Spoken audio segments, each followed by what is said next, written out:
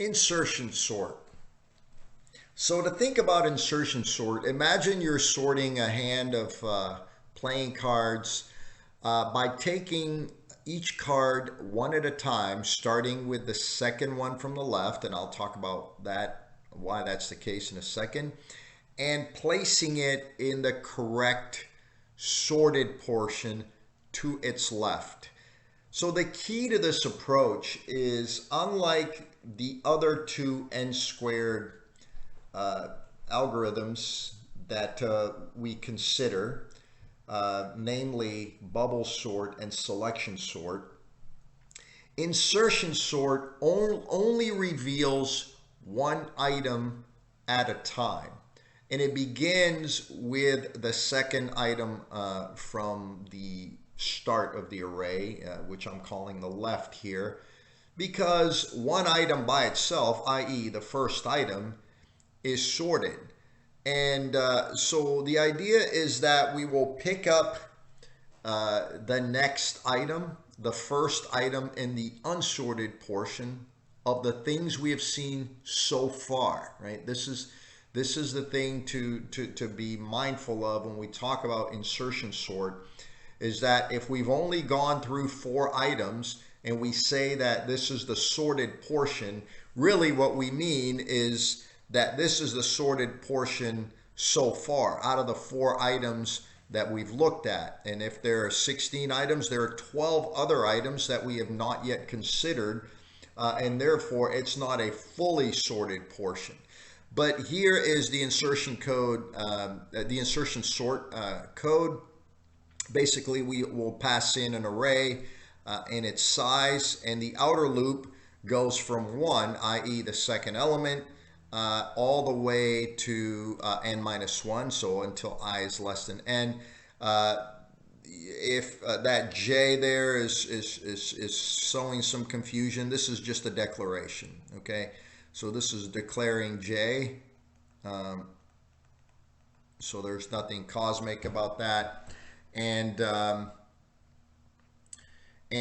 so what we do is we hold the new card that we just exposed, that we did not know about previously. Again, if we only had one card that was already that's already sorted, and so when we look at the card at index location 1, that's the second card. So we hold that particular card in temp, and then we execute this loop.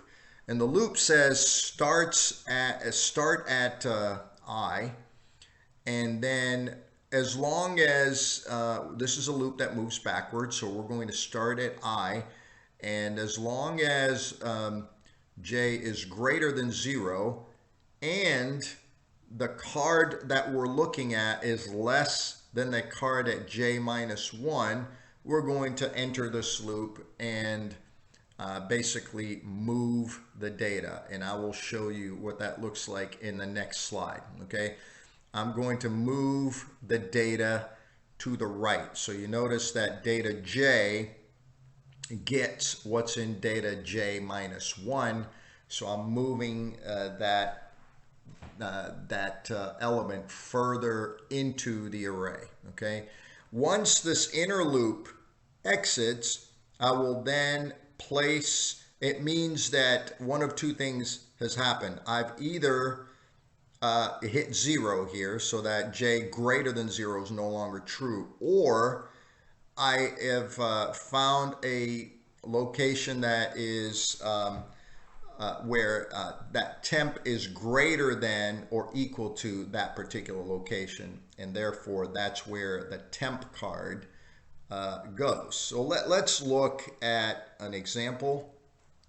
Okay, so what this is saying is that we're going to consider that the 5 by itself is already sorted, and we're going to look at this 2. Okay, so we start at index location 1, which is the second element.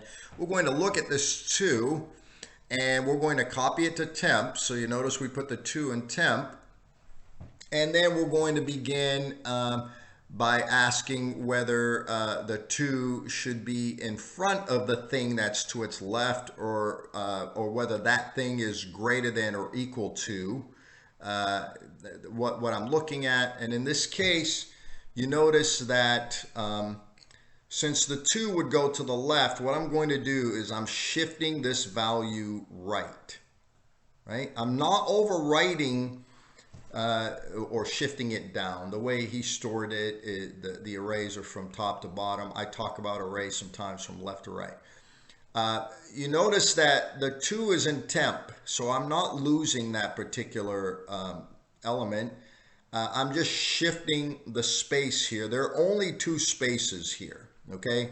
I had a card that was previously sorted, and now I have discovered another card, and I'm only dealing with the sorting between these 2 cards. Once I get to the end, then I know that that's where I need to insert the 2, and so I can do so, and the 5 has already been moved down, so the 5 is right here. So initially right here, this is the sorted portion. Now this is the sorted portion, okay? Anything above here is the sorted portion, okay? And so I then will expose the next element that is not in the sorted portion, and I will go through that same thing. So I have the 3, I store it in temp, and I begin to look at whether it is the 3 less than or equal to the 5? Yes, it is. So bump that 5 to the right, okay? Making room for the 3. And then is the 3 less than or equal to the 2? It is not. So I stop at that point and I insert the 3 here. And now my sorted portion looks like this. I've only exposed 3 cards. I started with the 5 exposed, and then I exposed the 2 and did this work. And then I exposed the 3 and did this work, okay? And so now we will take a look at the 8, okay? So we store the 8 in temp, and we go through the loop, and we find out that the 8 is in fact sorted correctly with respect to all of these. And so now the sorted portion looks like this right here, okay? So it looks like this is the sorted portion, and I now pick up the 1, and here's the 1, and I'm going to just look at things.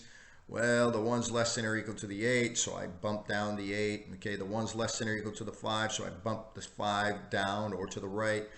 And then the 3, I bump that to the right, and then the 2, I bump that to the right, because the 1 goes all the way here. And at that point, I insert the 1 here, and the sorted array is the entire array, and I've performed insertion sort.